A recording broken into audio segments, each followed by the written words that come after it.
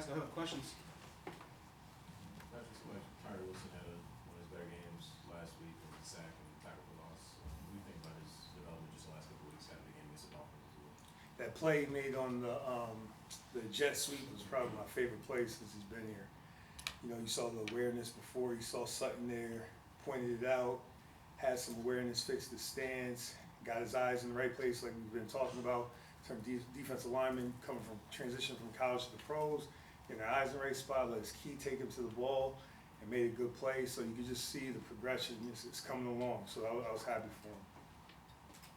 How did you analyze how the young corners that had to step up and play some more time this week? How did they come out of this game? They competed, just like we're going to do this week. It doesn't get any easier this week. With the guys that you have at Kansas City and the quarterback and the scheme they have there. So, but they went out there, they competed. Just didn't fall the way we wanted to fall, but they went out there and competed. I love their toughness. I love their toughness, and they're willing to go on to the next play. I'm happy about that. And then we just got to keep getting better every day. Patrick, what makes Travis Kelce so difficult to defend? Every year, people think he's going to take a step back. You look up, he's got 68 catches again. Doesn't stop, doesn't lose a step. Obviously they have a rapport, himself and the quarterback, so they're comfortable with one another, especially at that position, based on the route tree. Sitting over the ball, checking to the flat, things of that nature. Those are outlets for the quarterback. So naturally, I would feel like you're going to accumulate some receptions there. But the biggest thing about that stands out, aside from just athletically, he's big, he can catch, he can run. The big thing is just the intelligence in terms of understanding how to sit down in zones, understand how to work away from leverage and man-to-man coverage. Those are things that I believe, from my experience watching the league, they get better as you get older. And then it's about taking care of your body and making sure that you can execute it. As long as your body's keeping up with your mind, those are all attributes that end up improving as you get older in terms of how to work leverage, how to use your hands, how to sit down in zones. So it's impressive. There's that old saying that the longer you stay around, the more you end up seeing. In your career as a defensive coach in the NFL and now a coordinator, have you seen that position, just a tight end position, change in terms of how they're being used and how you guys are trying to devise ways to take them out of the game? One thing, Coach taught me when I first got in the league is to know the history of the league. There have been a lot of good tight ends throughout the history of the league. So it's funny, some of the stuff that we're doing on defense, I'm talking about we in terms of the coaches in the league, it's stuff that, Bill and those guys were doing a long, Jim Johnson, those guys, they were doing this stuff a long time ago. And then just in terms of the players, there have been a lot of good tight ends throughout the league. I was around one, a really good one with Gronk when I was in New England, but I don't want to single out anybody, but there were a lot of tight ends before this era that were doing a lot of good things. I know that. I know you guys played KC before, and I think we talked about this at the time, but once again, the biggest play of the game for the Chiefs this week was Mahomes toward the sideline. Everybody kind of thinks he's going out, turns it into 20 more yards. I guess, how much of a challenge does that provide, and what is the coaching point on that for guys near the sideline? You don't want to take a penalty, but you don't want to let them turn upfield. You got to do everything within the rules of the game, and you just got to close to good pursuit angles, and you got to force him. If he's going to go out of bounds, you got to force him out of bounds. You got to force him out of bounds. But big thing is just being relentless. He forces you to be relentless with your pursuit in terms of the pass rush. I think their offensive line does a really good job of being aware of where he is and what he's going to do. You watch those guys; they make a lot of big plays. Similar to the one we had in the third quarter, the last game. I think it was Thuney who made a great play. In terms of how we had it. We had somebody accounting for Mahomes, but he made a good play.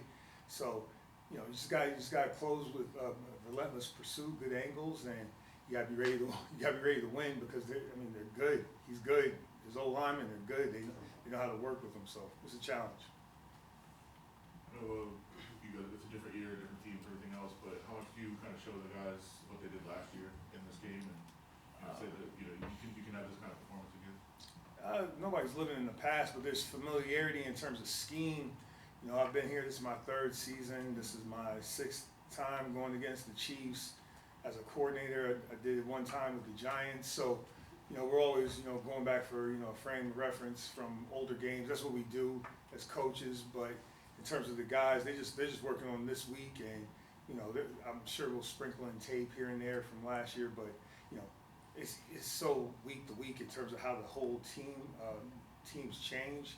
You know, some of the pieces are the same, but the team changes and how they attack you. Coach, I asked JP this question, and I just want to hear your thoughts on this. Going back to the rookies, how much of the practice that you have, especially on a short week like today, focuses on them being mentally strong and prepared for a game, especially against a rival like Kansas City? The way I learned it, these short weeks, and I'm about to go in there and explain to the players, you know, you take care of your physical, you know, in terms of getting your body right, you know, make sure you're focused on that, make sure you're taking care of emotionally getting up for the game, because it's an emotional game, they gotta get up for that. And I said, and you really gotta trust me here in terms of trying to get you in terms of the mental part, in terms of tendencies and things of that nature. I'm gonna try to streamline it so that you're not overdoing it. You know, we gotta kind of build them through there. And so it's kind of a combination. I'm here to help, the coaches are here to help with part of the mental part, but for me, the players is about getting their bodies ready for the game and really getting emotionally ready for the game in terms of getting up for a contest like this where it's a division opponent, it's a holiday, you're on the road, you know, there's gonna be some excitement. You gotta emotionally be ready to go for that. And then, you know, I gotta charge back up too. It's just the same thing. It's a shorter week, you gotta charge back up to be ready for that. So that's a big part of it. Just a quick follow-up question. You mentioned the holiday, and obviously the holidays are always very special. So, in that sense of being emotionally ready, does it go into effect when they have to realize like it's Thanksgiving but they're not with their families? They gotta focus on the game. Is that still a thing? I mean, I can speak for coaches, and I'm sure the players are the same. I don't celebrate any holidays till after, you know, the season. It's just, I told you I do like Christmas, so I do give myself a few hours for Christmas, but I mean, holiday, no holiday, it doesn't matter, you know, but, you know, there's gonna be, obviously, people are gonna be excited about the day. Chiefs are one of the best teams in the league at making sure they're in third and manageable. Say it one more time? Like, they're one of the best teams in the league Yeah. at making sure they're in third and manageable and staying ahead of the chains. Like, how important can negative plays and tackles for lost speed is trying to get them off track? It's crucial. It's crucial. You know, it's crucial. You get them off track. You know, you get them off track. Get them to try to make them single. You know, try to eliminate one element, whether it's the run game, pass game, whatever it may be. But it's critical to do that. It's critical to do that because when they're able to do whatever they want, obviously they have one of the best players in the league at the quarterback position, one of the better coaches in the league. So we got to try to make them one dimensional as much as possible. Last question, Zeke. Coach, how much can you take away from the last time that you played those guys a couple of weeks ago? How much can really change in between 3-4 weeks? You know, the league, you know, a lot of the coaches, they're creative. You know, sure, it's not so much change, it's about how the scheme's evolving. So it's just a little, you know, you add a little tweak here and there. So, you know, our scheme is evolving throughout the year. I'm sure theirs is going to evolve. You know, they have players that, you know, Hopkins has now been there for a while, and you can see the production with him. You know, in terms of the backs, in terms of how they're using them a little bit different. You know, in terms of carries and stuff. You know, Hunt's getting more, and we'll see what happens with Pacheco. But I mean, it's not true change. It's more about evolving. You just got to be ready to adjust within the game. All right. Thank you. Discussion. All right, thank you.